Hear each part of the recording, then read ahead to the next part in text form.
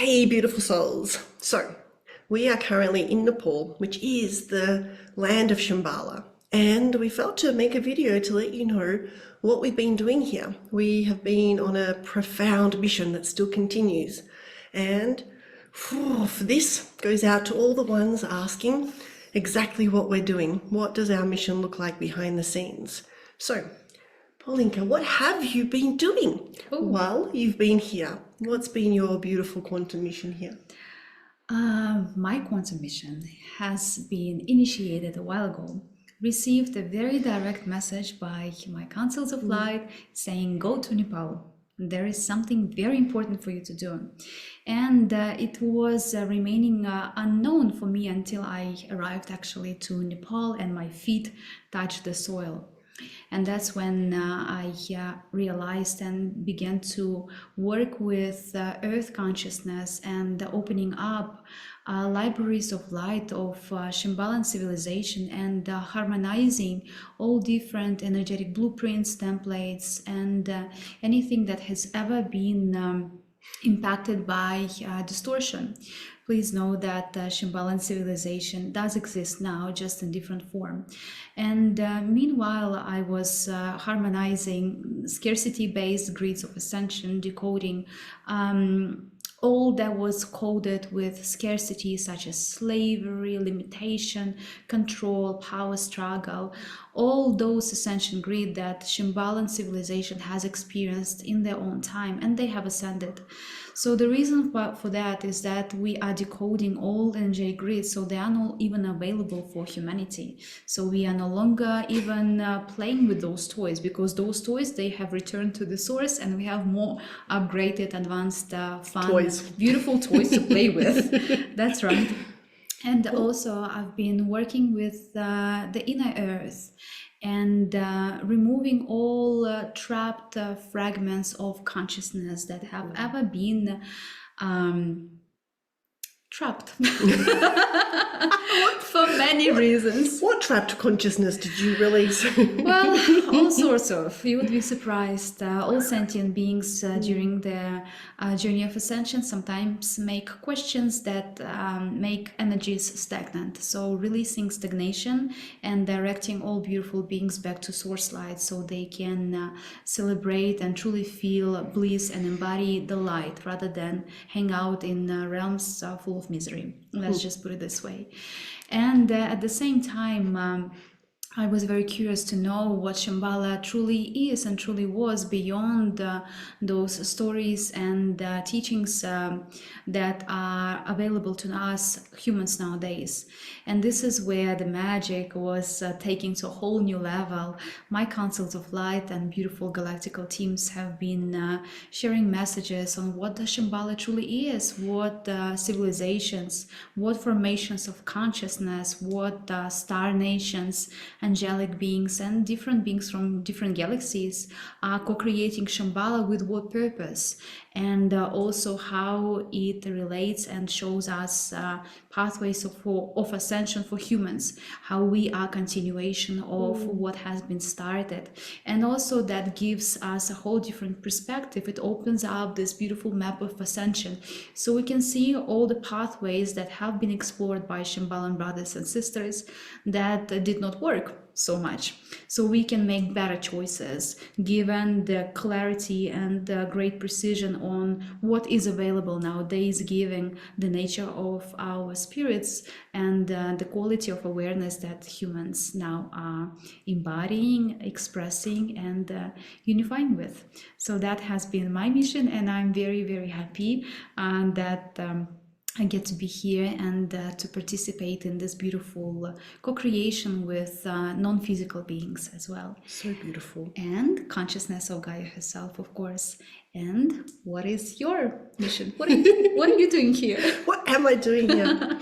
And just anchoring to, how much gratitude and appreciation I have for you and the work that you do. Because as we walked 50,000 steps, mind you, up and down five different mountains, which the Nepal locals call hills, because compared to Everest, they're not as big. It's like tiny hills. You know, tiny hills with like Slight elevations. well, we can't even walk anymore. I thought I'd lost my legs forever, but they came back. Anyway, well, you know, Polinka would walk, and as she was walking, she would go deep into the inner layers of the inner earth and decode and decode and decode and release and alchemize. So I just wanted to say thank you, because she is awesome. And while she was doing all the digging, I was up in the sky grids. It's interesting, as we were, well, first up, when Polinka got the knock on her shoulder to come to Shambhala, it was knock on the forehead. knock on the forehead. It didn't feel like on the shoulder. It was like, go to Nepal.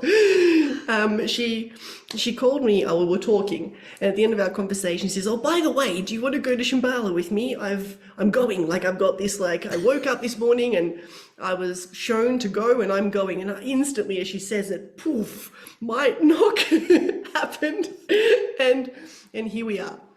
Yet what was fascinating for me too was I have so many different beautiful memories of lifetimes in Shambhalan civilizations, and personally even take my beautiful clients, you know, through journeys of remembering their lifetimes in quantum magic school.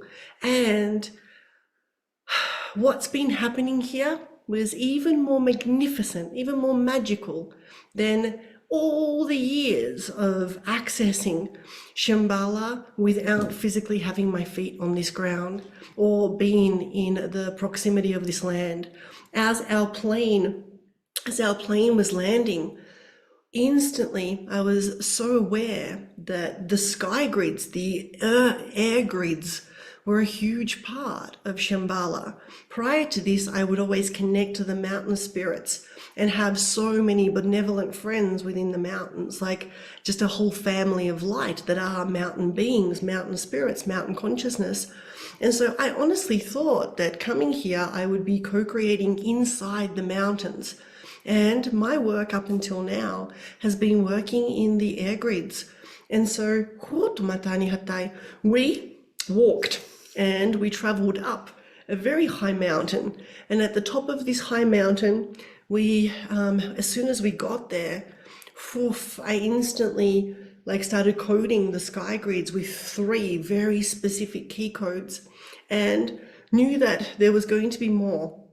Yet that's what I did the night we got there. I went to sleep, I wake up in the morning, and as I'm lying there in my bed, doing my little quantum work, activating my column of ascension, I find that I have one of the crown technologies on my head has this white orb inside of it. And at first I'm like, what are you?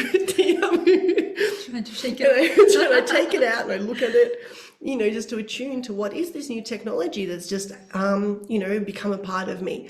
And I was instantly receiving and remembering this orb technology. It's an ascension orb technology. It's part of a technology that a very specific version of myself, a male Shambhalan, mastered in his whole lifetime. And so I was uploading him and remembering that lifetime, remembering this technology even more. And then I was guided to go outside, and I'm sitting outside. The sun had just started to creep up.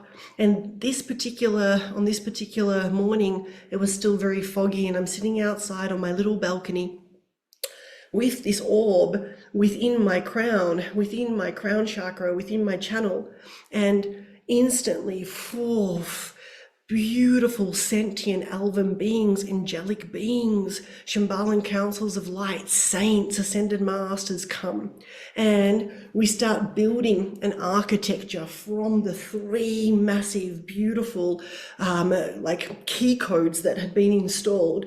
And the architecture is next level. It's gigantic, going all throughout, like in a circle formation in the skies, all throughout the Himalayas, and just codexes, libraries,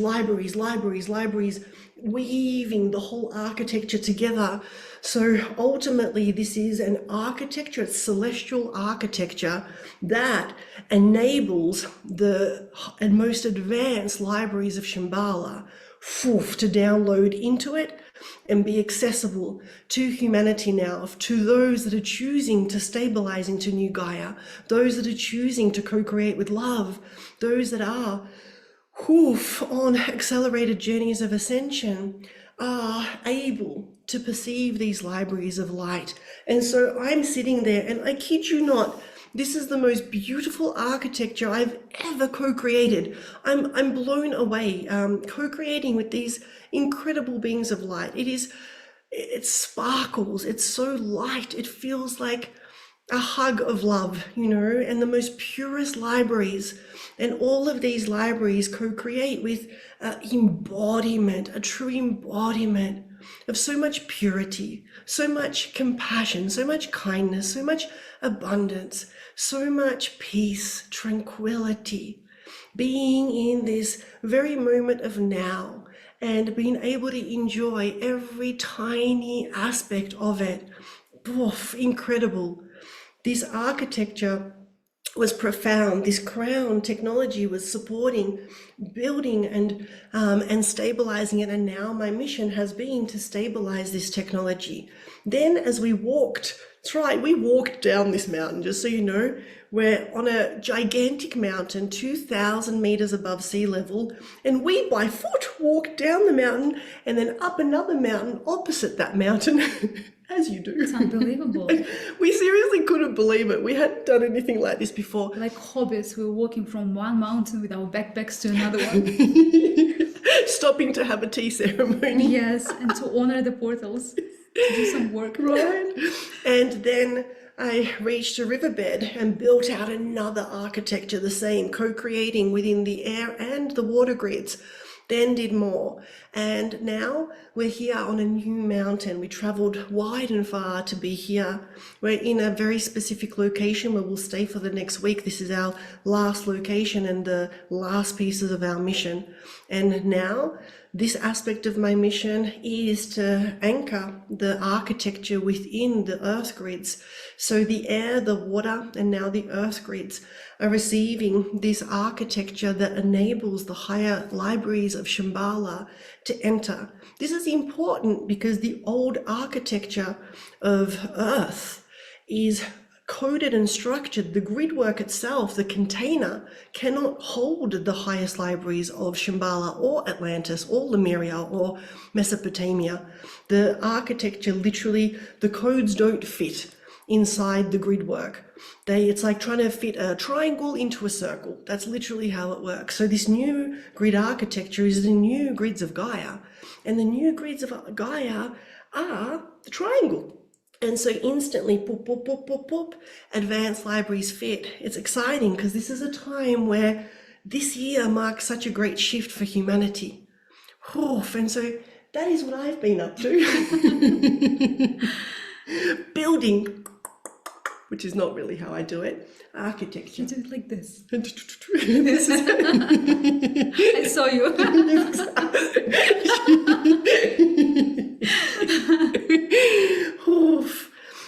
And so we share this with you because part of our mission here is, and we were shown to do this, is to facilitate a one-day event to all souls around the planet that would like to join us on this mission, to stabilize the new grids of Gaia, the new ascension grids, the new grids to live within, to explore within, and to support the full decoding process that Polinka's been doing, and to clear the old toys and to allow the new toys to be accessible to everyone. And so if you're already joining us for our upcoming event, thank you, because you've already felt the call in your heart to be part of this mission, to be part of building the very quantum architecture of our new Earth. And if you haven't heard about it, or if you have but you weren't sure if it was for you, then if it feels delicious in your heart to come and join us for a one-day event where you get to receive these initiations into the new grids and decodings within your field, which decodes your lineage, your ancestry, and all the people you have any interconnections with. What this does is it means that you become an anchor of light wherever you are in the world to support this newness to stabilize and the new toys to be available. And as each of us around the world receives this and anchors this and be a pillar of light for the newness, it opens this up to more and more souls. Our global collective consciousness ascension accelerates again, quantum shifting to the next grids, to the next levels, with even more grace, with even more love. And so if it resonates for you to be part of this mission to support the stabilization of the new, then click the link wherever it is on around this video. Tune in and register and join us, be part of this. Let's all co-create a beautiful new earth together. Absolutely. We're sending you so much love. Yay.